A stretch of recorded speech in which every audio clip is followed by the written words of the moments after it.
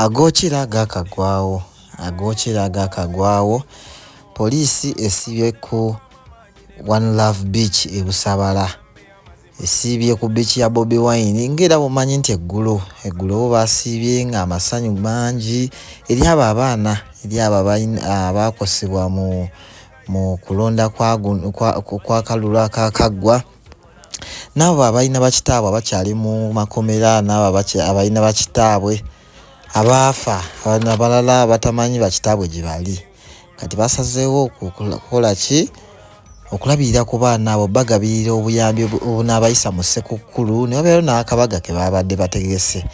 Kati olwaleero okusinziira ku pulezidenti w'ekibiina ki National Unity Platform, His Excellency Bobi Wine, yabadde ategese nga kwabo abaakosebwa, ku bantu abaakosebwa mu kalulu kano akaakaggwa, abantu abaasibwa, abantu abatamanyiiko mayitire g'abeewaabwe, nga abategekedde embaga nabo nabasobole okubayuzaayoza otutuuka ku makula ga Yesu Kristo aga Krismasi, abagabirire n'obuyambi bw'asobola okubagabirira.